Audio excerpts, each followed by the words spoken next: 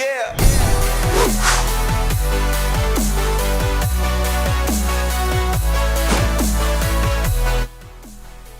Welcome back to the Gridiron Expert. We have finally completed our game-by-game predictions for every single Big Ten team. So like we always do here on the channel, we're here with our conference recap, our projected standings for the Big Ten Conference going into the 2021 college football season. So before we get started, guys, as always, make sure to continue to like, comment, subscribe, share our videos. This is our second conference that we have completed, which means we still have 3 Power 5 conferences to go. We have our Group of 5 recaps to go. So much more content coming your way, so make sure to subscribe and hit that notification bell so you don't miss out on any more predictions. And of course, make sure to check out everything down in the description. That also includes our brand new expert picks that are down there over on our website, thegridironexpert.com. Some of the best college football and NFL spread picks in the entire country. Make sure to go sign up for those today. I promise you, you're not going to regret it. So we take a look at our projected standings, guys. You know, the Big Ten is a conference that we have said feels like it's Ohio State's to lose. And it has been for a while now. It is Ohio State's conference. They will reign supreme in the conference until someone can prove them otherwise. And they certainly do have some challengers this year. But as you can see over in the East, we do not believe anyone can challenge them in the regular season. We have the Buckeyes going 12-0 in 2021. Now, a lot of people might disagree with that. They might say they could lose to Oregon, could lose to Indiana on the road, someone like that. A lot of people are going to cite the loss of Justin Fields, saying that's too big of a loss and that C.J. Stroud or Jack Miller, whoever takes over at quarterback, can't get the job done. Well, we believe that they can. With a wide receiver duo of Chris Olave and Garrett Wilson and Master Teague running at running back, and their defense I think is going to get better with every single week. Ohio State's toughest tests are Oregon and at Indiana. Those are the 2 biggest games on their schedule. Only one of them is a conference game, and we do believe they can get the best of the Hoosiers. So Ohio State at 12-0, a berth in the Big Ten Championship, and a win there sends them to the college football playoff. We'll share that prediction soon. And again, guys, game-by-game predictions for all of these teams are on our channel. We're not going to break down every individual win or loss today. If you want extra analysis on all these teams and on some individual games, go check out the individual videos. Some deep analysis there for all 14 teams. You're not going to want to miss that. Sticking in the East, we're going to go through each division here. Penn State at 9-3. We have the Nittany Lions going 9-3, 6-3 in conference, owning the tiebreaker over Indiana, as we do believe the Nittany Lions get revenge over the Hoosiers in the first game of October. Penn State, yes, we know, went 4-5 last year. Started off 0-5, won their final 4. But we do believe that they're going to bounce back in a big way. 14 returning starters. The offense should click. Noah Cain will be back from that foot injury he suffered in the season opener against Indiana. And the defense was one of the better ones in the Big Ten last year despite the poor record. I genuinely believe that James Franklin's going to have this team back on track. 9-3 and right there in the mix possibly for a New Year's 6 bowl game. Right behind them is Indiana, as we mentioned, sitting at 9-3. They went 6-2 last year, surprised a lot of people. The only losses were by 7 to Ohio State and by 6 to Ole Miss in their bowl game, a bowl game they played without their quarterback in Michael Penix. Well, with 17 starters back, including Michael Penix, including Ty Freifogel, one of the best wide receivers and deep threats in the league, in the conference, this is an Indiana team that, again, is not a fluke, guys. A lot of people want to say they were, but they're not. Tough schedule, though, at Iowa, Cincinnati, and Bloomington, at Penn State, Ohio State at home, at Michigan. A lot of people are going to say they're going to take a step back. I don't know how you can take a step back when you didn't even play a full season last year. 9 wins for the Hoosiers would be amazing. And I think they're going to get that. At least 8. 8-4, I think, is the worst case scenario for the Hoosiers. The talent is there. They're a very scary team this year. Michigan, we have them coming in at 8-4, 5-4 in the conference. And if you're a Michigan fan, why aren't you pleased with that? You should be pleased with that. You have an offense that has major questions. Cade McNamara, J.J. McCarthy, Alan Bowman. Someone's got to start at quarterback. We're not quite sure who it's going to be yet. The offense always sputters under Jim Harbaugh. But 9 starters are back on defense. 9 starters are back on defense. And that's going to be Michigan's strength in 2021. Something that could carry them through the first part of their schedule. Because when you look at Michigan's schedule, It's a very favorable one until the month of November, when they play Indiana, they travel to Penn State, they travel to Maryland, and then they conclude, of course, with Ohio State. The month of November will be very, very telling for Michigan, but I think they can dominate, for the most part, the first half of their season. That's going to really decide whether or not they go to a decent bowl game or if they go to a lower level bowl game. That's going to really decide the whole thing, is those first 8 games.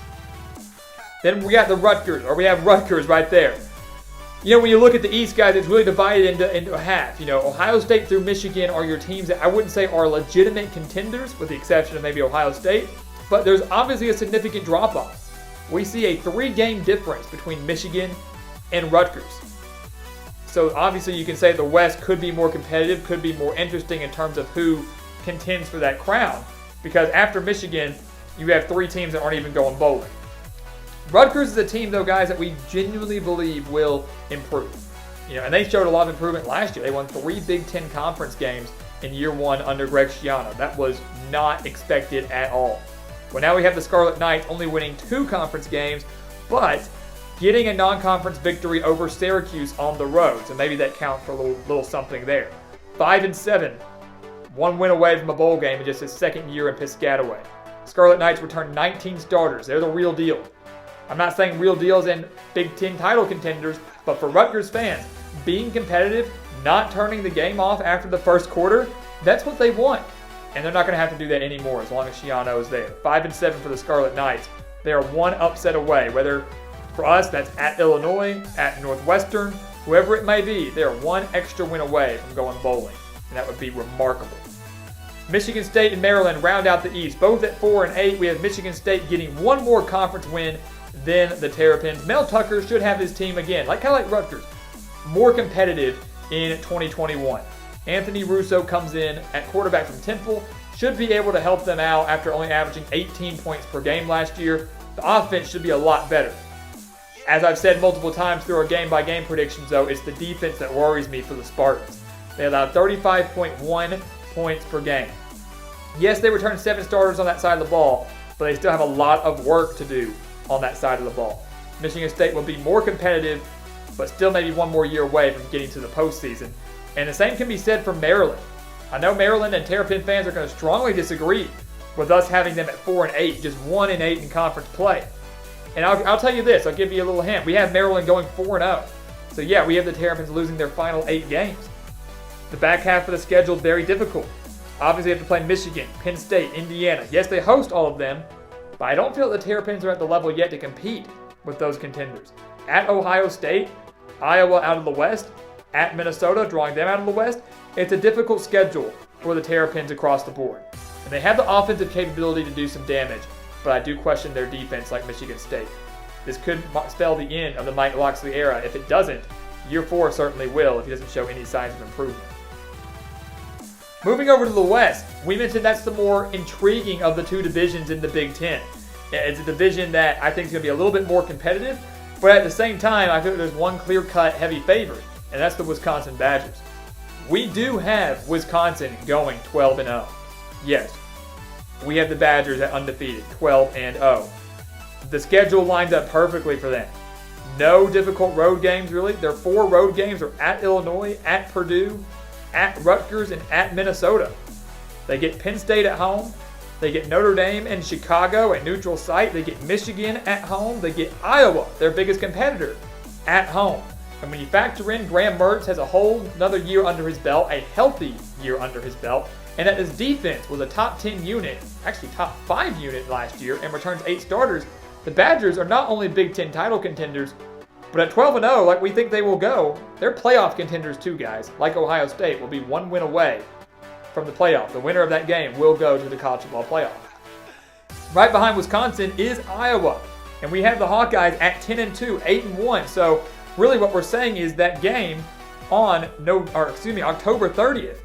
That game on October 30th between Wisconsin and Iowa will determine the Big Ten West. I genuinely believe that. The Hawkeyes are the real deal.